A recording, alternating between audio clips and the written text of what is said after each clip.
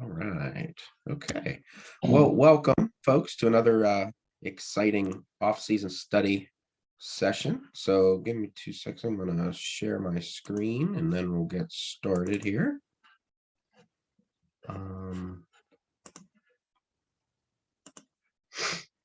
So welcome. Again, a couple things I just want to remind. The next meeting we have is going to be on Easter. So we're not going to meet that that day, and we will have another one after 2 weeks after that session. So we will definitely meet May 1st. So without further ado, I'm going to just say, hey, welcome again. Charlie, myself, and Matt, if you've got any questions about these, or if you want to talk football, you can email, you can text us, you can call us. We're happy to discuss. We're happy to discuss those topics. If you want to present, if you think you've got some information that you want to present, please don't hesitate to reach out to me or one of us. So again, expectations. This is an open discussion. Please unmute yourself if you have anything to say. If you want to talk about something that's being discussed, please don't hesitate. Really, we want this discussion to be a non-threatening manner. So nothing you say here is going to go back to the assigners and say, hey, don't assign Charlie Hunnell. He doesn't know what he's talking about. So, with that being said, just, this is an open discussion, nothing, we're going to engage and discuss specific rules and mechanics. You guys and gals can select different topics that you want to go over for the upcoming season. In the future, we've got some unusual plays coming up. So if you guys have anything you'd like to discuss, reach out to one of us. We want an active participation from everyone. If you have a question, please ask it. Don't think that this is not the place to ask questions, because this is the place to ask questions. We've got a lot of experience in this Zoom room here. So please ask those questions. And our topics, we talked about huddle. We talked about UNSs versus personal fouls. Tonight, we are going to talk about don't be that guy.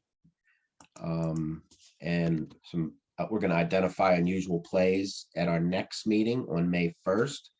And we did talk about the changes of the 22. Hopefully we can get those in writing to really talk about their interpretation things before we end these sessions. And we have some topics on fouls and change of possessions and such. John's going to talk about don't be that guy tonight. Again, like I said, we have Easter on the 17th. We're not going to meet. And Tim Linkenheimer is going to discuss unusual plays on May 1st. So, and then we have some topics that I haven't reached out to the specific presenters, but we have those dates as well. Okay. Again, if you want to use any of this stuff, Eastern has a training site where we have a lot of resources on there. Please go into that, and you're more than welcome to download anything, use it at your meetings, and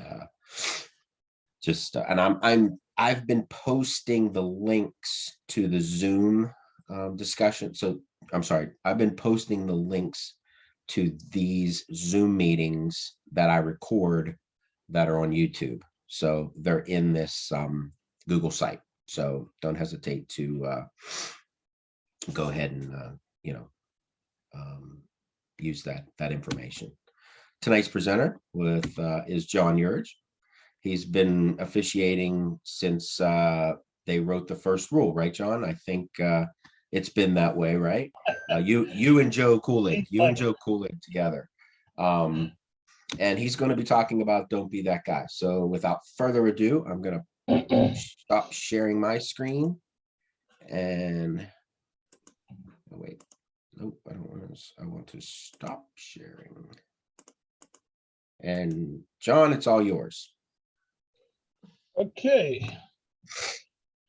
Well, first off, thank you to the committee. These are very informative to me. I hope they are to you too. And tonight I'm just going to go over something that really applies to officiating in general. A little bit of football specifics, but more just about officiating in general and how to be a good official and how to be a good partner. So I'm going to go ahead and share my screen. This isn't a real long presentation, only about 12 slides, 11 maybe. Back in 2019, I attended the PIAA Officials Convention, and a guy named Jim Caprora, who is an ACC side judge out of New Jersey, presented "Don't Be That Guy," and I found the session very useful. And afterwards, I went up and I spoke with Jim, introduced myself, and I said, I'm going to borrow some of this stuff if it's okay with you. And he said, feel free. So I invite you folks to do the same. If you find something useful and you want to use it, feel free. I give Jim some credit for this because a couple of the slides I took directly from his presentation, namely the first one or two, and then I kind of put my own stuff into it. So if we have questions, let's ask them, stop me, and I'll be glad to answer whatever you like to the best of my knowledge. I'm the president of Lawrence County. I've been officiating quite a long time, as Billy said, entering my 39th year. I was a rules interpreter for about an 18-year period, which I really enjoyed. And I've picked up a few things along the way. So our topic is don't be that guy. Well, who's that guy? That guy is the guy, I think, who is jealous. And jealous meaning maybe I should be further along in my career than I am now. How come, this young official got this assignment and I didn't? How come this guy's working a playoff game and I'm not? That stuff you got to put away. You got to put away, or you're going to end up just sabotaging your own career. Okay. Be aware of what you say and who you say it to, because word gets back to people. We have a very tight grapevine in this officiating business, and word travels very quickly. And of course, just like anything else, negative words travel a lot faster than positive words do. So if you're a little frustrated, maybe with a commissioner or a senior member of your chapter or somebody in another group, just be aware of who you're talking to, because sometimes words get back and then it creates a mess for yourself. I'm going to skip over this one because we have some ladies on board. So in essence, it means don't step on your own. I'm going to say belt buckle, for lack of a better term. And that guy is the official who doesn't get it. He doesn't get that, maybe I didn't get a final this year. Maybe I didn't get a semifinal this year. And maybe sometimes that means you just got to work a little harder. So, don't be jealous. Don't, berate somebody else because you think, you deserved it and they didn't. Just kind of keep that thing to yourself and work to get a little better. Comparing your schedule to other officials. Our crew got this little single A game tonight, and that crew is working a big quad A game. And our crew's better. Well, maybe you are, maybe you aren't. For whatever reason, the assigner, the commissioner decided to put you on that game. Maybe he had a reason for that. Maybe he had a reason for the crew that he put on that other game. So, kind of work what you get and move along. And then maybe in the off season, you talk to your commissioners and say, hey, our schedule was this and that. And, we're looking to advance a little bit. Is there something we can do to make ourselves better in your eyes? Or, did your evaluations on us come back not so strong? What do we need to work on? That type of thing.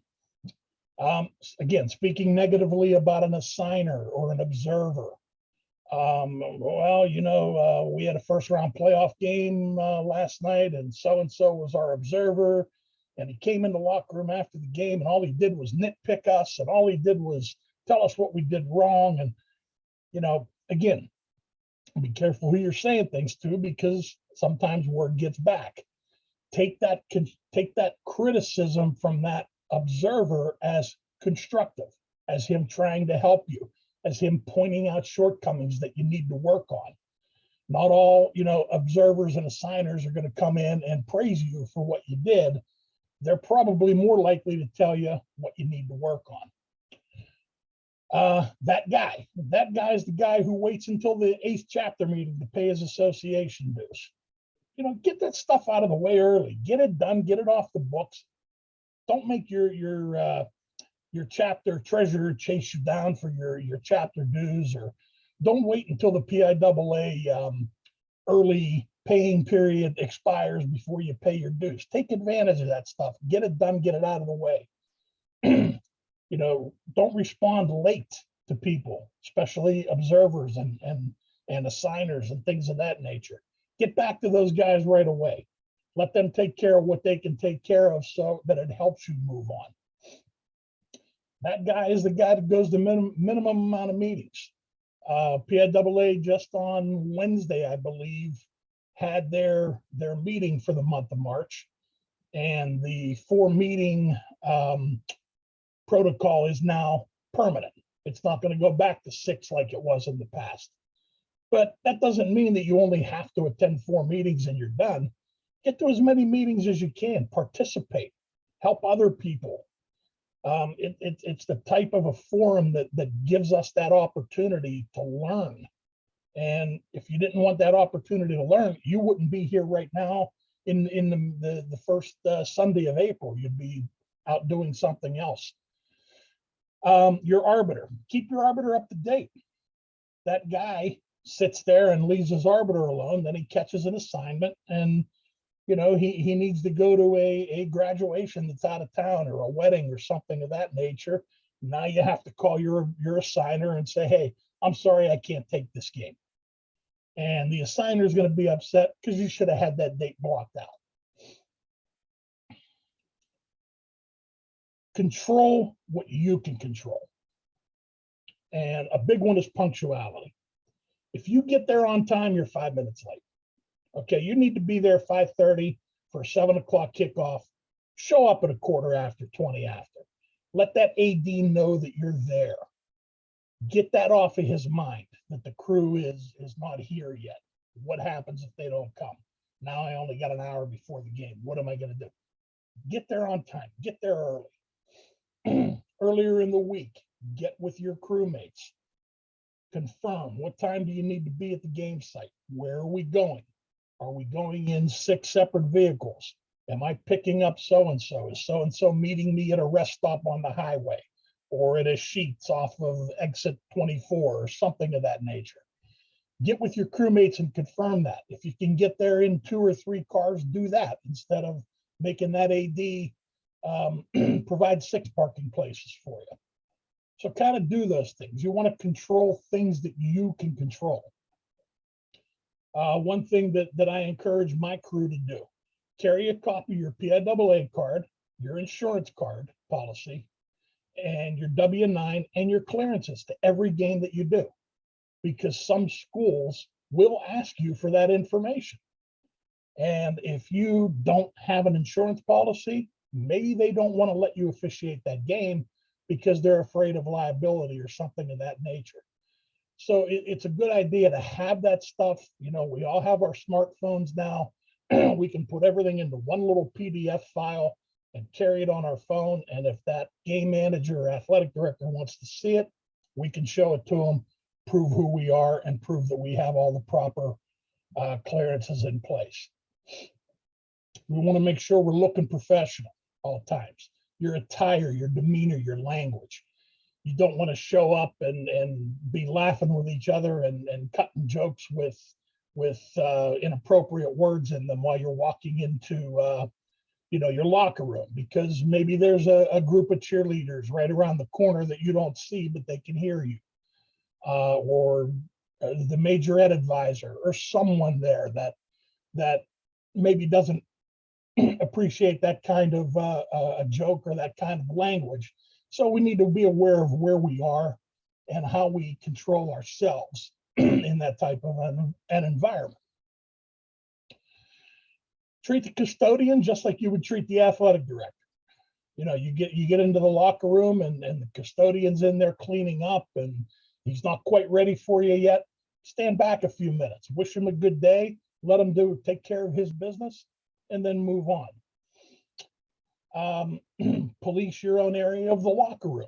Once you are, dressed and undressed after the game and get back into your civilian clothes, make sure that you've picked up the paper towels that are discarded around your area, or toss the water bottle into the trash can, or make sure your empty shampoo squeeze bottle is thrown away.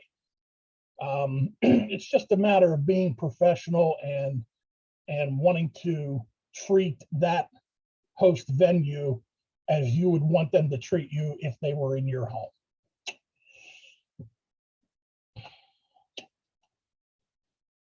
We're always in the public eye. We're the favorite target of the fans. Sometimes we're the favorite target of the coaches.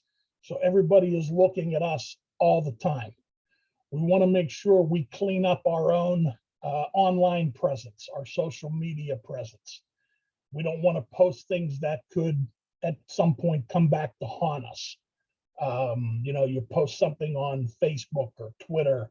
I was at ABC school tonight and their locker room was crap. There was no running water and there was dirt all over the floors. And you know what? That may be the case. Learn to live with it, move on, and take your game next week. You don't need to let the world know that things like that are going on. Excuse me.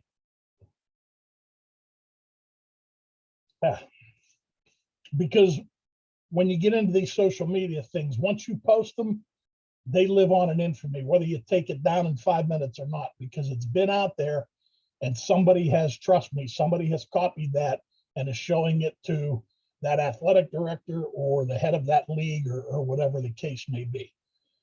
So just be aware of those types of things. Hey, John, Yes. Can you hear me? I can. Joe Kulik, I'm sorry to interrupt you, but can I add one point on there? Absolutely, Joe.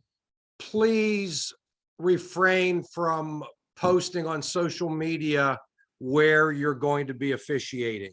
Agreed. If you want to say something after the game that you worked a great game at some high school, maybe that's okay, but don't ahead of time say, I'm really looking forward to being at this high school Friday night, or saying, I just got my schedule in the third week of the season.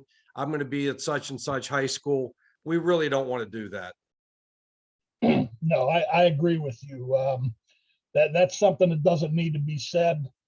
One of my mentors a long time ago taught me, he said, the best crew is the crew that nobody remembers.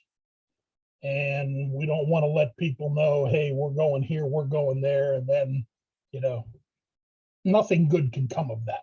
But very good point, Joe. Thank you very much. When you attend a game as a spectator, and this is a real big one with me because I do go to some games, when I'm not working.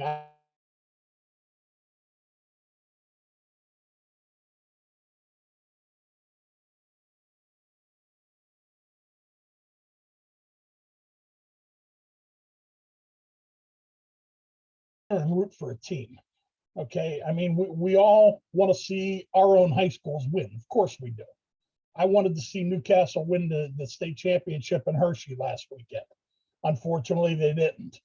But I'm not going to go sit there and I'm not going to go wear my red and black and have my pom-poms in the air cheering for them, because I'm an official first. And when you're an official first, you need to sit there and quietly observe and do nothing but quietly observe. Spectators all the time will ask me, well, what did you think of that call? Wasn't that pass interference, or wasn't that holding, or in a basketball game, he called a charge, that was a block, wasn't it? Well, you know what? I don't know. My answer usually to them is, hey, that official had a much better view than I did. So I really can't, tell what it was or what it wasn't. So you want to be careful of those things, because what people will do, not only will they tell somebody else, well, hey, I see Darren's name on the list. Darren Tatella was at this game, and he told me that was pass interference and it shouldn't have been called against our guys. It should have went the other way. Or you don't need that stuff. Or they'll sit there and they'll film you while you're answering their question without you even knowing. So kind of stay away from those situations. Again, control what you can control. On the field, communicating with coaches, communicating with fellow officials. Coaches are going to come up to you all the time, especially if you're, a short wing or a deep wing, and you're real close to them. How come that referee didn't call holding on that left tackle? Well, coach, that's his key, not mine. I really didn't see it. Next time I get a chance, I'll ask him what he saw, why he made the call or why he didn't make the call. If you have the O to O's, that may be a good time to use it. You don't want to, throw your partners under the bus, of course, but at the same time, you want to try to suffice that coach when he's asking you a question. Communicating with fellow officials. Short wings, I'm sure between the two of them, they have their signs for, 4 in the backfield and no more, or 5 on the line of scrimmage and no more than 7, or whatever. The deep wings, they have their signal for 12 players or 11 players on defense. The referee and the umpire, they have their signal for 11 players on offense. If we're using the O to O system, we see 2 flags on the ground. Make sure we're not giving a preliminary signal, communicating with each other. Hey, I had a false start. I had an encroachment, whatever the case may be. But we want to control all that within ourselves before we let our decision get outside. We don't want to have a confrontational attitude. When a big play happens and it didn't go the coach's way that's right behind you, he's going to be upset. He's going to be banging your ear. So what you want to do is, rather than react to him right away, you want to pause and think for a second or two before you give him a response. You want to be cool. You want to keep your voice at a firm and level I'm losing the word. Firm and level. Somebody help me. You don't want to get fired up. You don't want to be soft-spoken. You want to be firm and under command.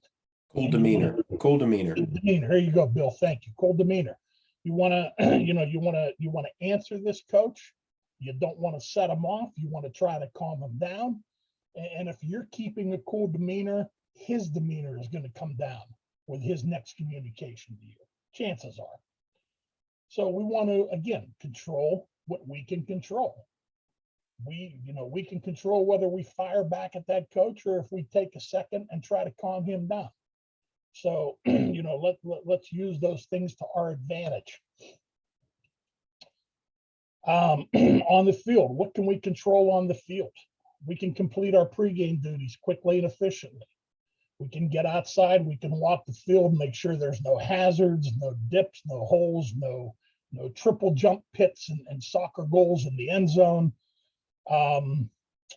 Dr. Tomei, I'll call on you again. We had a playoff game a number of years ago together where the Fox Sports stage was set up right on the end line, right behind the goalpost and on the end line. And I wouldn't let the game go until they moved it. And it took them about 15 minutes to get it moved, but that produced a danger to players, in my opinion, because there were steel pipes there. And if one of those players ran into some of those steel pipes, that could have been a very bad situation.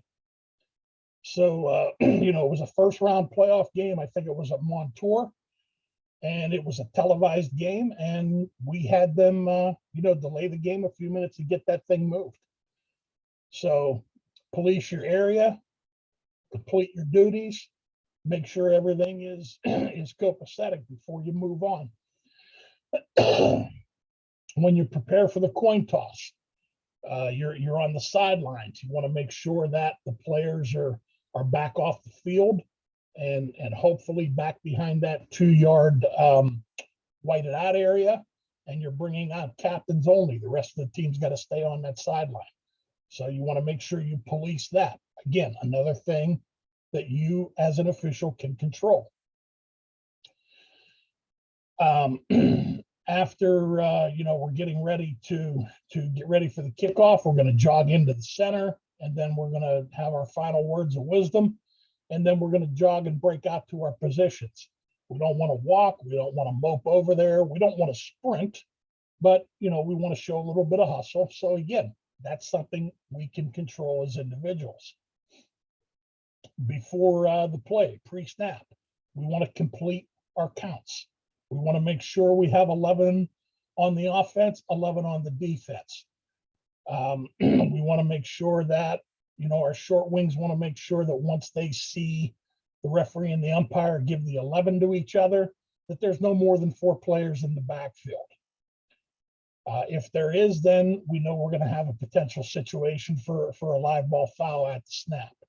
So again, these are things we can control as individuals and make our job a little bit easier.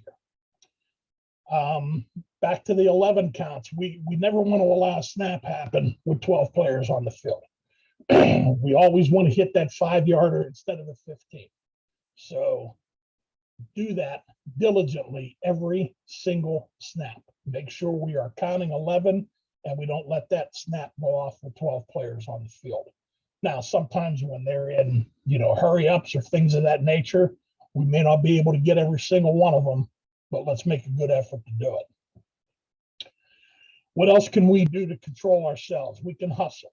We can get to your spot when the play ends and raise our hand up, and our short wing or our deep wing on the other side can pick up the soft spot from your partner. Sometimes that umpire is not going to be able to see the spot from the official who ended the play or who got the original spot. There may be 7 or 8 or 10 bodies in front of him, so he may need to turn and pick up the soft spot from a partner. So that's another thing we can control. Line judge, when you see your linesman kill the play, get his soft spot. Same thing. Linesman can get the soft spot from the line judge. Those types of things, they help the crew. When you're shutting down a play in the pre-snap, we have a false start, we have an encroachment, we have an illegal substitution, we have a timeout. We want to make sure we're noticed. We don't want the flag to go 4 miles in the air, but we want to hit the whistle hard, wave our arms and kill the play and put our flag up. We want it to be firm and demonstrative, but we don't want to be overbearing. And let's say a line judge and a linesman both have a flag at approximately the same time. We're going to want to hold our preliminary signal, because the last thing we want to see is one coming in with an encroachment and the other coming in with a false start. One of them had to happen first. So when we hear that second whistle, let's hold our signal. Let's get together, use our electronic communication if we can, or if necessary, we come together with the umpire in the middle of the field and then come out with our call. Another thing we can control is ball relays. Nothing looks worse than a ball bouncing on the field after it's tossed from one official to another.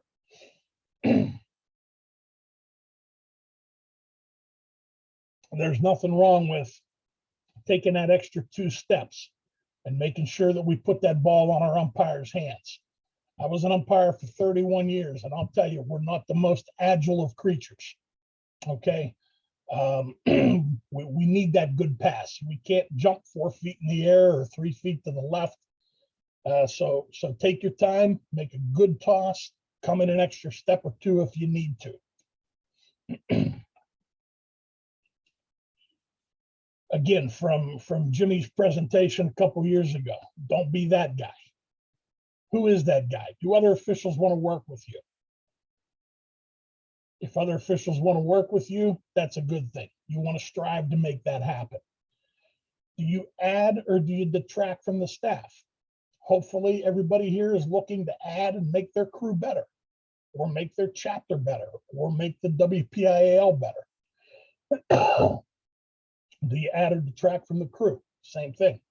We want to, we always want to do the best to lift our teammates and our crewmates up. Will you sink the ship or keep it afloat? So those are the questions you need to ask yourself. You want to be that isn't the business for you. If you want to help, you want to learn, you want to keep learning. After 30 plus years, I'm still learning every time I pick up a rule book or read an article or come to one of these clinics. We need to keep that motivation going in our own minds. Okay, don't be that guy, be this guy. This guy is the guy who participates in meetings and clinics. Get to your meetings, help your young officials, sit next to them, because sometimes they're going to be a little too nervous to ask a question, but they may lean over and whisper something in your ear, and then you can bring it up and have everyone talk about it. Be that guy that gives back and mentors a young official. Personally, I really don't derive anything from working a youth game or a junior high game or a JV game. I'm not a big fan of working those games. I like my Friday nights. That's just the way I am. But I will take a junior high game every now and then with a couple of young officials, and I'll tell the assigner, put me on this game and put some young guys with me. That way I can help these guys learn what to do, what not to do, help them out along the way.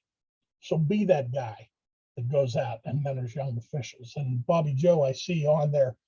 Guy and girl are interchangeable here, okay? Hey, John, can I interject too? This is Darren. I do those younger games so I can actually help the players as well, because a lot of times the coaches don't understand. And if I throw a flag, I explain to them why I did it.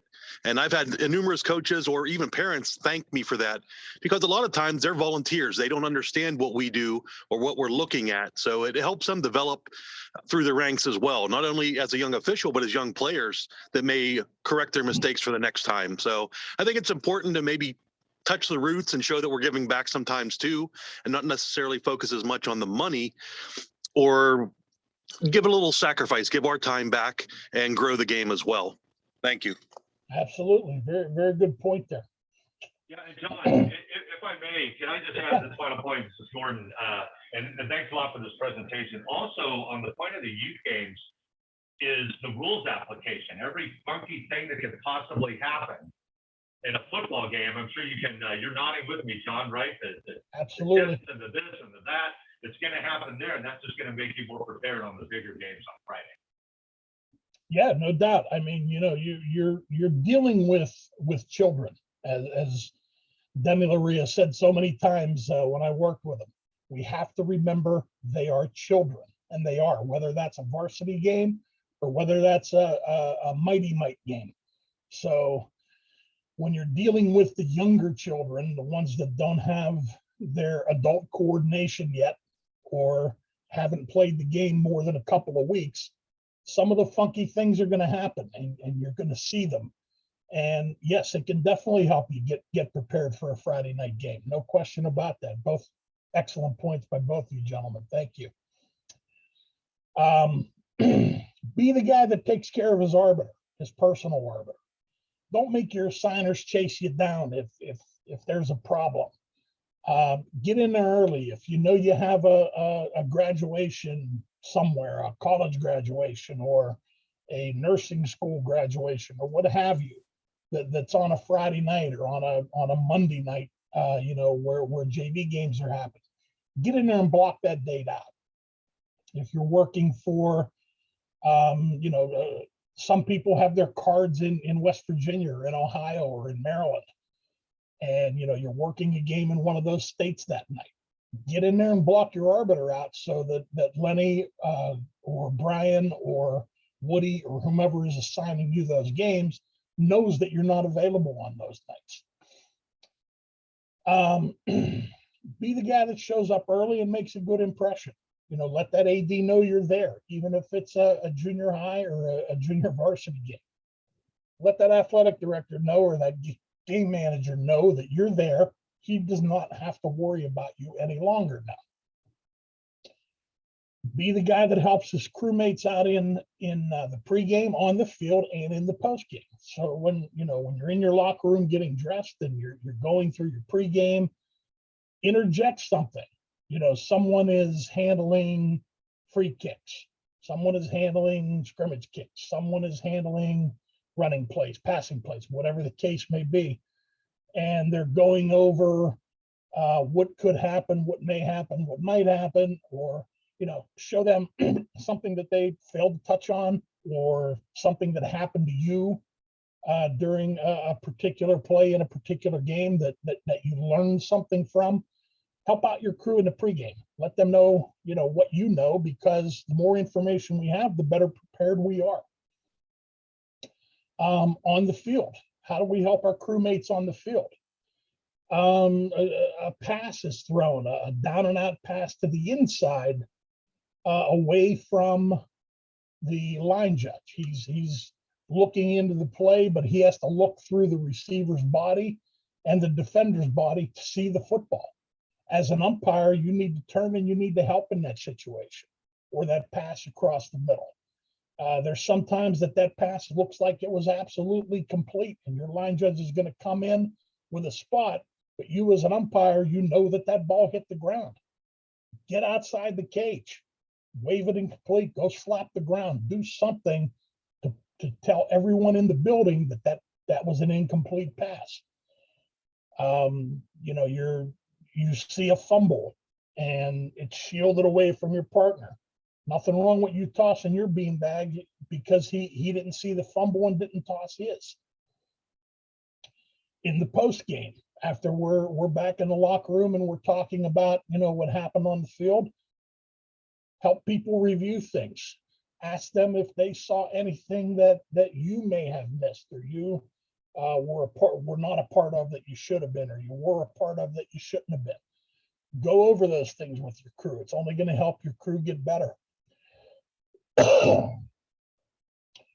We want to be the guy that reviews films to help better himself, herself, better his or her crew, and better his or her chapter.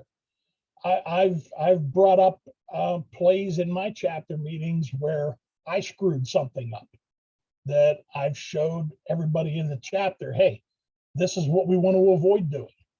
I play a couple of years ago, I didn't get back to the goal line on a pick six interception that ended up real close to, did he get in the end zone or didn't he?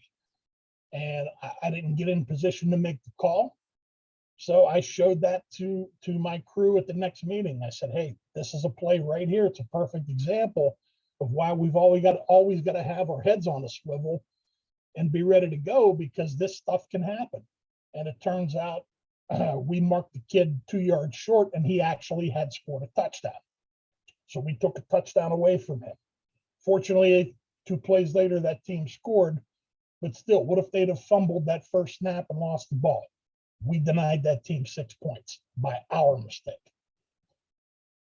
So let's review. Let's help each other. Let's help our crews, and let's help our chapters. When you want to be the guy that goes to your commissioner. Hey, John. Yes, sir. Hey, going on that, don't be that guy. I mean, I granted that yesterday it was baseball, but a perfect example. I'm only in my second year, but I've been listening to a lot of you older guys, especially Bill. And it's helped me a lot. And this is dealing with the coach on that situation. I had a call yesterday. We're in the 8th inning in extra innings. I had a play where the pitcher throws the ball to first base. First baseman had to pull his foot. And whenever I called that and I said that, I thought for sure the coach is coming out screaming and yelling, because I could hear him from the dugout. He comes out to me and he says, "Are you 100% sure he pulled his foot?" I said, "Yes, I am, sir." I said, "Bet if you would like me to, I will go to my partner." I said, "But I'm 100% sure of my call." And he looked at me and he said, "That's all I needed to hear. Thank you." And then after the game, he came up to me and he said, "I seen your call. It was 100% correct." He said, "But I had to try that for my kids." Sure. So I just want all the younger guys to understand you're going to get that from coaches if they know you're newer, because he knew this was only my second year in baseball. Mhm. Thank you. Yeah, absolutely. Yeah, believe me, coaches know. They know when there's a rookie on the field, and they're going to try everything they can, maybe not to get that call, but to get the next call. And you always want to be that partner that is helping your younger guy along. You want to be the guy that when you need to turn a date back in, let's say you booked a date in May or April, and then something comes up where you God forbid have a family member pass away, something of that nature where you have no choice but to get out of the game. You always have to go to your commissioner, the one who assigned you the game. Don't only go to him with the problem, go to him with the solution, okay, or a possible solution. In other words, we'll use Brian Sikowski, for example. Brian gave me a game on October 30th, October 27th. My wife's cousin, whatever, passed away, and we need to go to an out-of-town funeral. I am going to go to my chapter secretary, and I'm going to ask him which crews are not working that night. And if all of our crews are working that night, I may go to a visiting chapter. I may call Tim Linkenheimer in Beaver County, or I may go to the Butler County chapter or whatever, with me being up here in Lawrence, and I'll find out if there are available people. And then when I go to Brian, I will explain to him the situation and say, hey, Brian, here's a possibility for you. I know this particular crew is not working on that particular night. Maybe you can use one of those people. He may not, but at least give him that option. And a commissioner is going to appreciate something like that. Be this guy, be the guy that other guys want to work with. You want to have the reputation of not only being a good official yourself, but being an official who wants to help other people become better.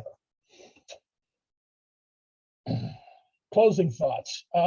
It's not about you, it's about us. It's a we and not me situation. We've got 5 friends on the field on Friday night. We've got 3 friends on the field on that Monday JV or that Thursday junior high game. Your crewmates are your teammates, and those are the only people that you should be worried about that night or that day. Is the crew or the staff better with or without you? So you want to be the one who helps out. You want to help in recruiting. You want to find people that have an interest in this. You want to share your knowledge. You want to participate in meetings. You want to help people along. You want to act in a professional manner at all times. There's nothing wrong with a good sense of humor, but you don't want to be known as a goof off either. And you want to represent your crew and your chapter as you represent yourself. So those are basically my presentation for the evening. I got a couple of things just on this last slide. Probably about 20 years ago, I got an email from a veteran official, and the title of it was, "Why Do We Officiate?" And there were 30 or 35 points on this email, and I just picked a couple of them out. I'm not going to read them all. You guys can read these, and you ladies, you can read these as you want. But to me, and this is just very personal, there is nothing like a pretty crisp and cool October night, Friday night, under the lights in Western Pennsylvania. We are really privileged to be part of this, and I hope we all treat it that way and continue to treat it that way. Any questions before I close? Hey, John, how you doing? This is Darren again. Yes, I know sir. we talked about not putting your name out there. One change I'd like to see the WPIAL or whomever do is playoff officials put their name in the box score after the game. I've seen it in basketball. It allows us as a community to congratulate them, or since they've made it to that level, maybe ask questions of those guys, how they got there, what they focus on, keys that they may think for success. And plus, I mean, they've earned the right to be recognized, I think, from us as a community or an officials group. Because a lot of times we don't know who works those games. I record them all, whatever, but you may not see those guys. You can send them a note. Everybody's emails in there to say, hey, great job this year, whatever. That's a thing I would like to possibly see going forward in the future. I don't know what everybody's opinion on that is, even after the game, not like during or before, but when they put the scores in the paper, possibly. Thoughts? Me personally, I'm not in this for recognition, so I wouldn't, really care if my name was listed or not. I understand your point, and I think it's a very good point. But like I said, me personally, it doesn't really matter. Maybe somebody else feels, the same or different, and that's all well and good. But yeah, a very good point, definitely. Okay, so I will stop my share and turn it back over to you, Bill.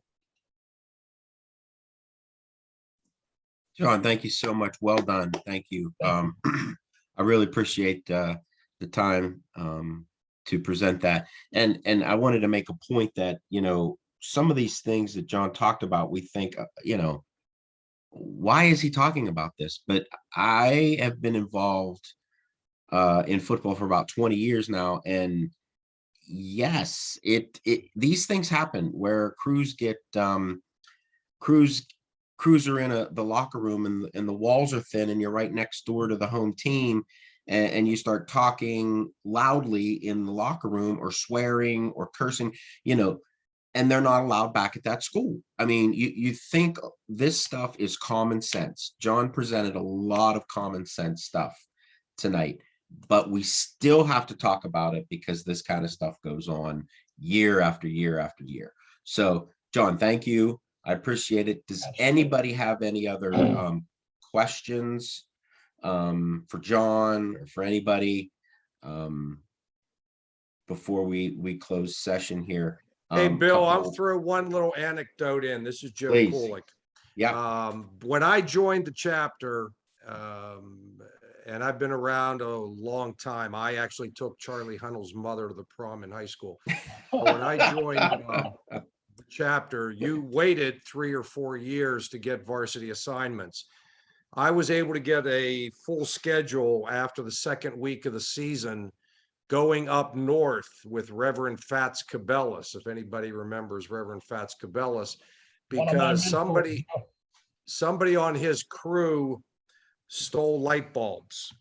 These were the good old days when we used to change in maybe the janitor's area or a whatever type room, and the person on his crew wound up packing up light bulbs to take after the game, and that gave me my break into officiating. So yes, you're right when you say some people just ignore common sense things. Joe, Reverend Fats, God rest his soul, was one of my mentors. Spent a lot of time with him up here in Lawrence County, worked many games with him. And that story that you told is 100% true. I know the person involved. Like I said, it's common sense. If we just follow our common sense, you won't be that guy. So, and again, John, thank you very much. But it's a shame we have to kind of present it. I'm not ashamed that we have to present it, but it's challenging to us that we have to go through and talk about these things because of the history of guys being not allowed to officiate at different schools because of their behavior or just the way they interacted with coaches or players or fans or anything like that. So again, I appreciate it. One other point I want to make is remember, Easter is the 17th. We're not going to meet that night on the 17th of April. We're going to resume on the 1st of May. I will get an email out to all the chapter secretaries and rules interpreters to try to remind them, hey, can you send this out to your respective group. We had 35 tonight, which is a great number. We had 50 and 60 the weeks before, but tell your friends, we have some great speakers. We've had some great speakers. We're going to have some great speakers coming up. Brian Sikowski is going to do a little bit on indicators of holding. So I think that'll be a good topic. We're going to do that closer to the season. So, you know, a lot of good topics coming up in the future. So with that being said, good night, everyone. Have a good week. Night, Bill. Thank you. Thanks, Bill. Thanks, Bill. Appreciate it. And John. Yeah, thanks, Bill. Thanks. Take care. Have a Good night. happy Thanks, Easter, John. everybody. Thank night. you. Thanks, Good night, Bill. guys. Stay Good safe. night, Great John. work. Thank Night, you. John Boy. Good Thanks, night. John. Thank you.